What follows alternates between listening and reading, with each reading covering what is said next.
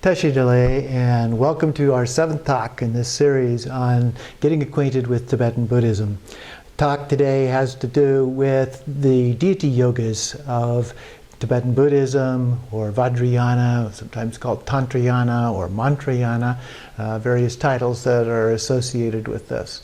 My name is Khenpo Drime Dawa. And today we will take a look at some of the basics related to the practice, the deity yoga practices associated with Tibetan Buddhism. But first, let's make sure that we put our mind in a state appropriate for listening to the talk, and that is the mind of enlightenment, bodhicitta. So the aspiration to achieve enlightenment for the benefit of all sentient beings, actions involving loving kindness, compassion, and so forth, and of course the transcendent wisdom of the ultimate bodhicitta. And to help us along, let's do a very short meditation. Keep your back straight. Keep your thoughts, let thoughts go that come and enter your mind, and just relax into that state.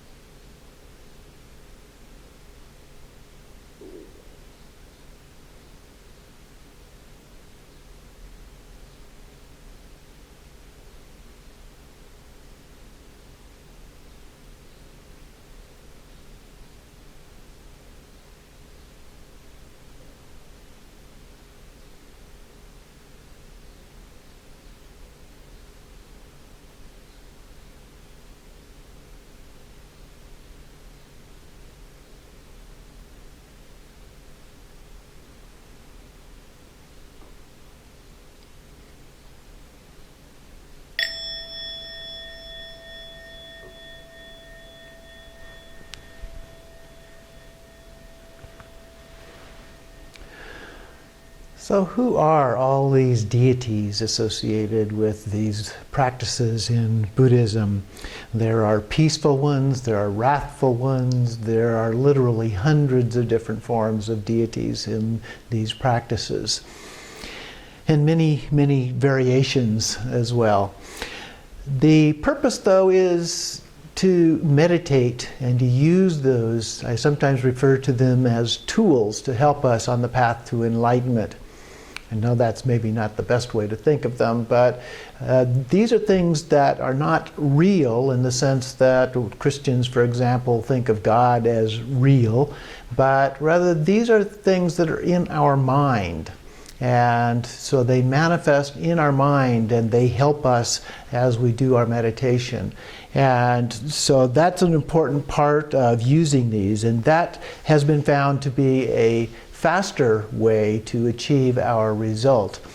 And so I wanted to just read a couple of notes about tantra here, which is what we're talking about. In Sanskrit, tantra means weave, and so what we're doing here together is providing a continuity and a weaving together of compassion and wisdom in terms of the practice. So in Buddhism, tantra is a daily practice, something that we do regularly as a means to enlightenment. In the sutra approach, the gradual or causal approach, we follow precepts, we develop meditative concentration, and study sutra texts to develop the seeds or causes of realizing enlightenment.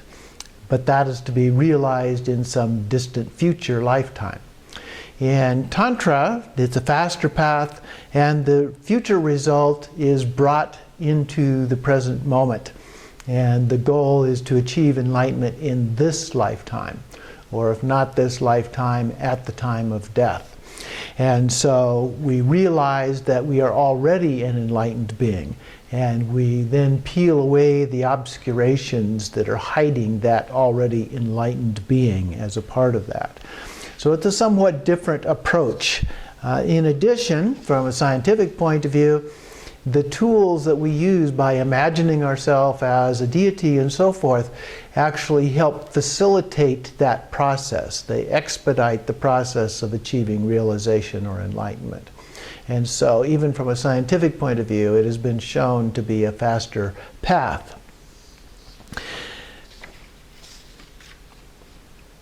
The basic steps that we go through as a part of this are focused attention, the basic shamatha kind of an approach. So we focus our attention, as we've talked about in the last talk, and then we gradually go through a process of expanding the complexity. So we start out very simply. We begin to add additional detail to that. We begin to add a context to that, mandala, as a part of that. And then there is mantra recitation, which is added as a part of that. And finally, there's a dissolution phase where we dissolve all of that and just rest in the natural state of mind. So that's the basic process. As you recall from the last talk when we talked about shamatha, single-pointed calm abiding, we focus on an object. In this case, the object is the deity. It's an imagined object, not a real object like a pebble or something like that, but we imagine, we visualize that deity. Normally in the process, we began with an actual physical object, and then we began with a simple imagined object, such as a white light or bindu between the eyebrows, and then from that we imagine a hollow body, and within that hollow body a blue light or bindu that radiates throughout that body. And then we began to visualize the deity, a simple deity figure, and visualize them either as outside of ourselves or ourselves as that deity. And it's like a rainbow. It's transparent. You can see through it. It's not a physical manifestation, but a light, a rainbow light body, if you will. And then as we go through that, eventually we make that more complex with the entire mandala that I mentioned. And in addition to that, then we get to the point in the dissolution where all of that dissolves and we abide simply in emptiness itself. So first we focus on an object, and here we have what we're referred to as the outer tantras. Usually this means that the deity is visualized outside of our body, like in front of us or perhaps above our head, those kinds of things. It's usually a peaceful deity, a single form, one single individual form as we're visualizing as that. And then in addition to that, they are typically seated on what is referred to as a moon disk. Oftentimes we visualize a lotus flower, and then this disk sits on the lotus flower, and then the deity sits on that disk. A moon disk means that it is typically a white disk. And so that becomes the seat of the deity. And we also often use a practice text as a part of that. The practice text is recited or chanted as a part of the practice.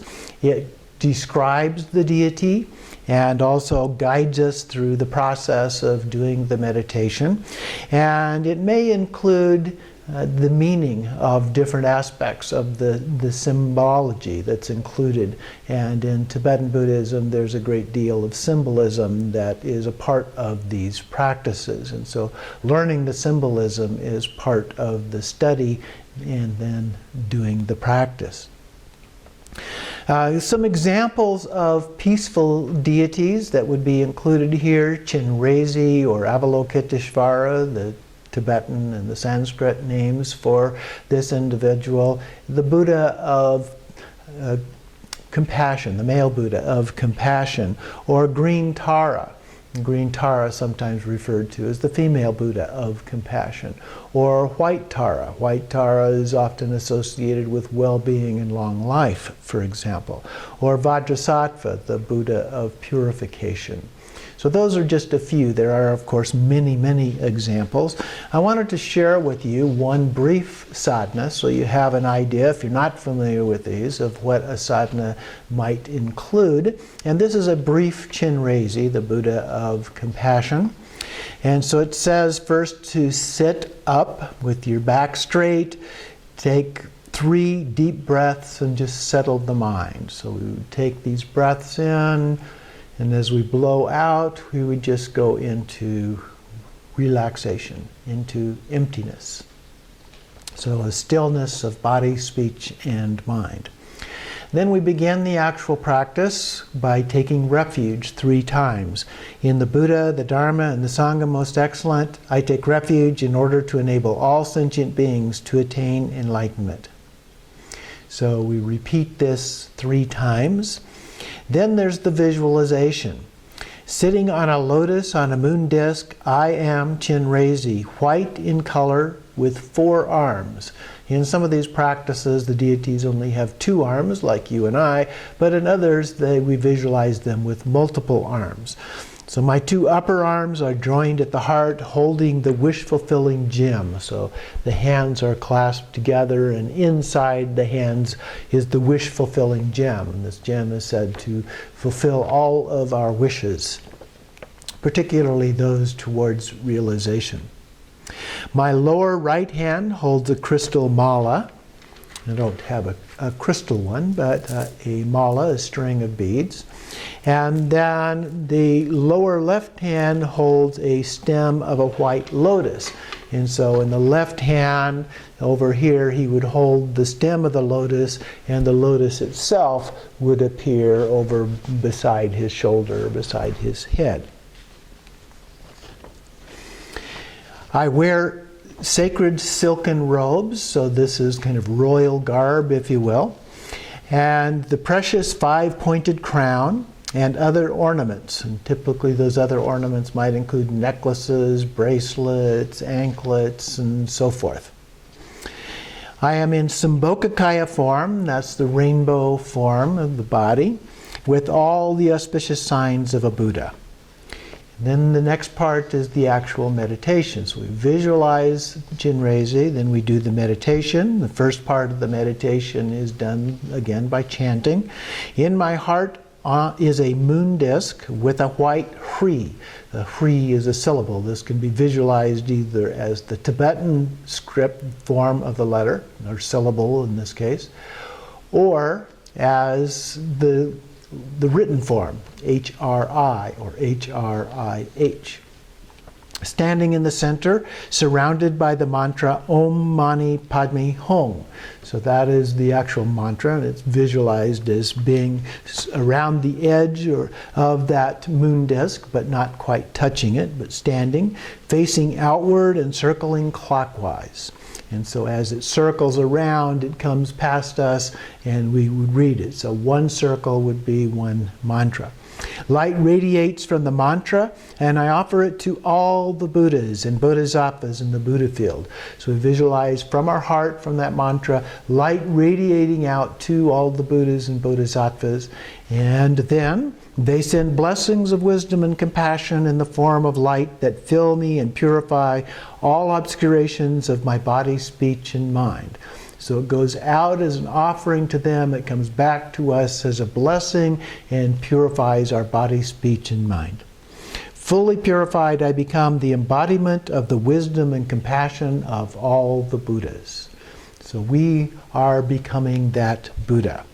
Again, light radiates out from my heart mantra, pervading the entire universe and transforming it into a pure land. As the light touches all sentient beings of the 6 realms, those would be the hell realm, the hungry ghost realm, the animal realm, human realm, the demigod, and the god realms. All of their suffering and ignorance is dispelled, and they are transformed into Chenrezig.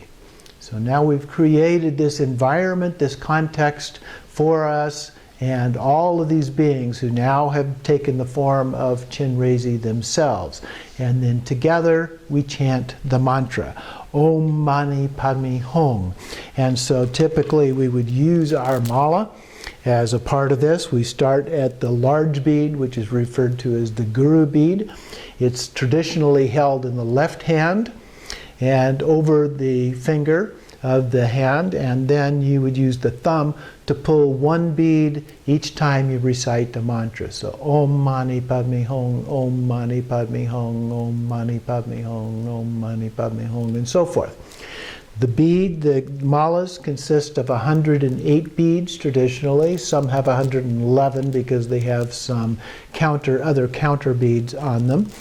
But we would count one mala would be considered to be 100 repetitions, or sometimes the text will say 108 repetitions. So we recite those as we continue visualizing the light radiating out and coming back as a part of that process.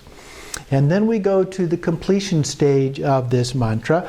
All the outer and inner phenomena dissolve into light and are absorbed into me. So this dissolution process comes from the outside in. In some, it's a very elaborate process with stage by stage that we've gone through in creating the visualization. We reverse that process, and step by step, everything dissolves into you as, in this case, Chenrezig.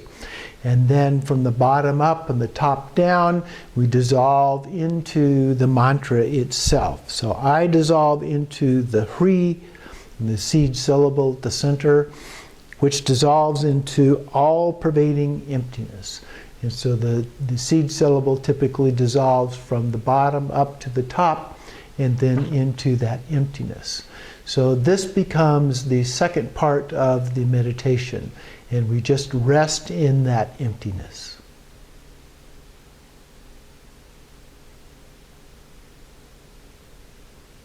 The natural state.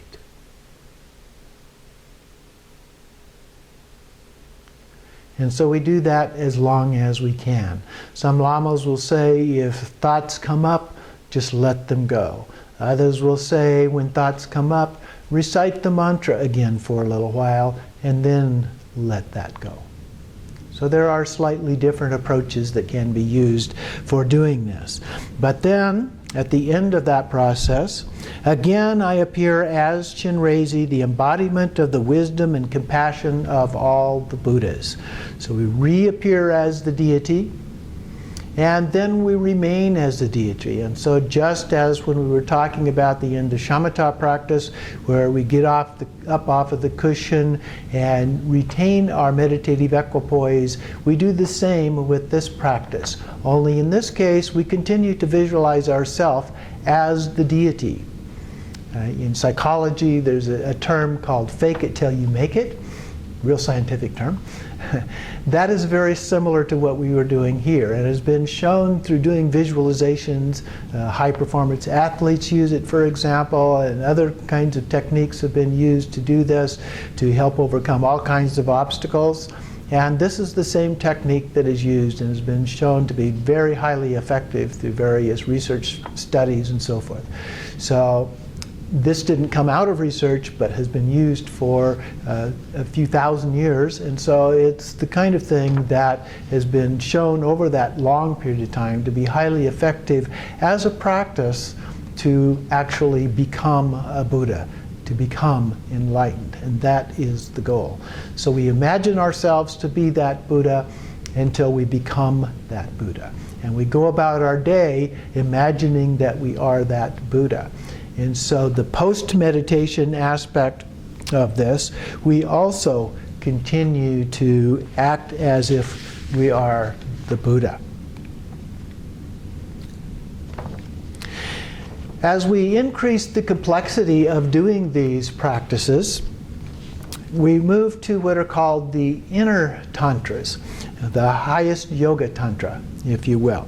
And these typically involve more wrathful forms of deities. The idea is that some of those obscurations that we have are more difficult to eliminate, and so it requires these wrathful deities in order to help us with those more difficult forms. And they typically involve a male and female in union. Symbolically, that represents compassion and wisdom joined together in union. And it also we visualize ourself as the deity. And even though in Chenrezig, one that I just read through, we did that as well, that's not always the case in the outer tantras. Hence, outer, we often refer to a deity that we are visualizing outside of ourselves. The inner tantras, we visualize, sometimes it includes part of visualizing outside, but then we always become that deity. And typically they are seated on a sun and a moon disk. So there are two. There's the moon disk as before, but then a sun disk, sometimes referred to as red, other times as yellow, that the deity is either standing or sitting upon. And those two disks represent the two truths, the relative truth and ultimate truth.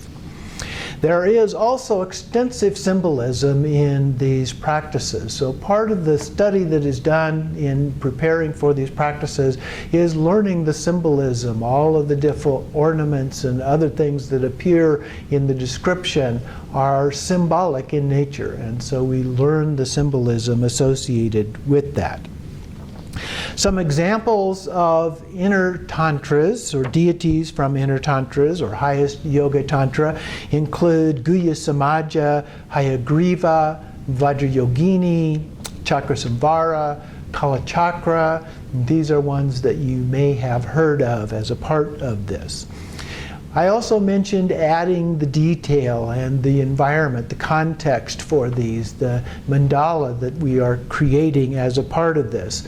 And these include things such as creating or making offerings, creating a protection circle that surrounds us, so we purify everything, and then we create a protection circle so that the obscurations will not interfere with the actual practice.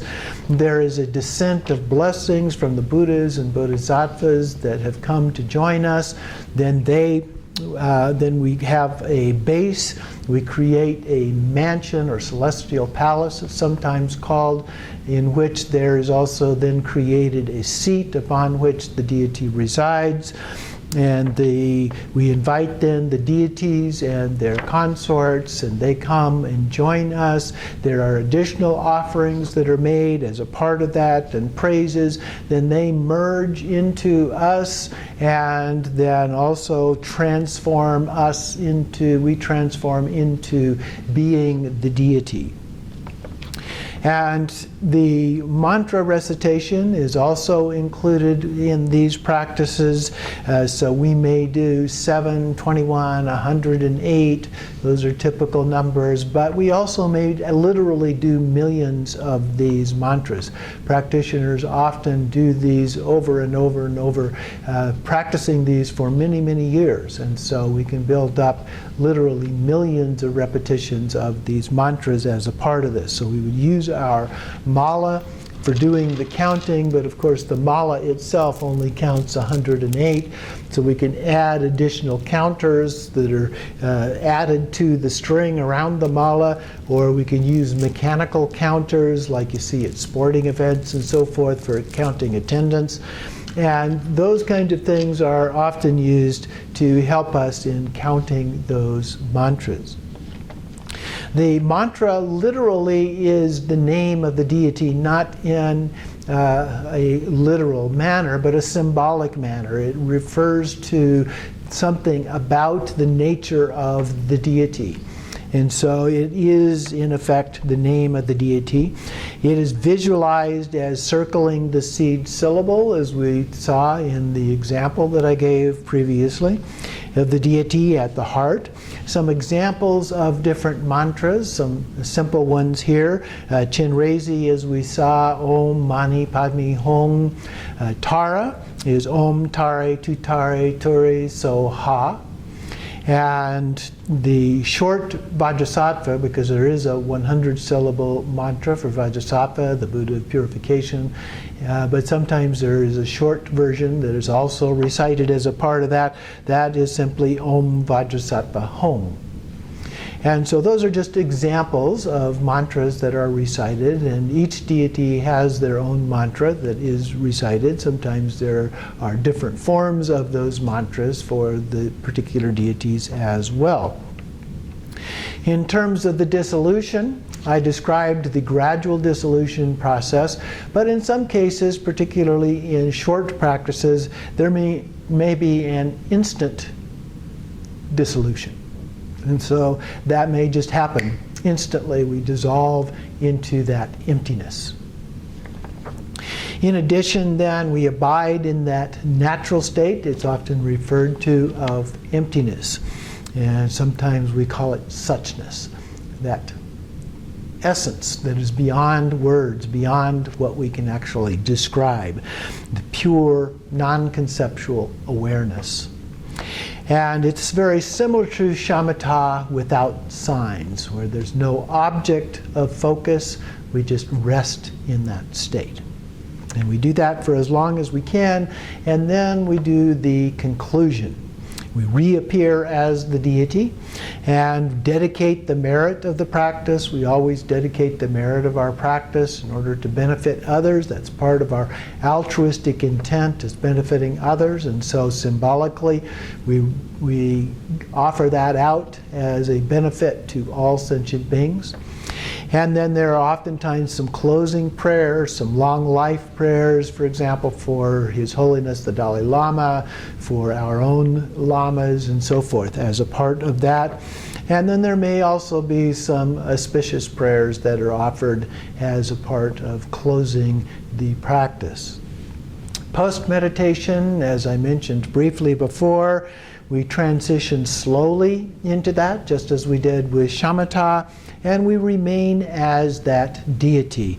Then we maintain pure view throughout the day. If you recall, pure view, I referred to it previously, is visualizing not only ourselves as a deity, but all sentient beings as the deity.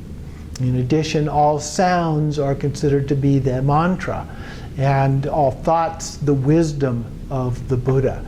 And then finally, the whole environment is this perfect Buddha field in which we reside, the mandala in which we reside and go about our activities. So we maintain thinking about it in that way. That's the continuing practice. That's the way we bring the formal meditation practice of the deity into our daily activities, if you will. So that's a very important part of the practice that we do in the practice of Tantra, of deity yoga practices. And so we maintain that as best that we can.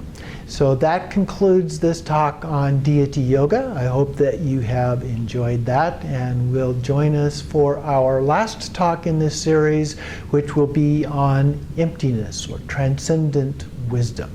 So thank you again for joining us.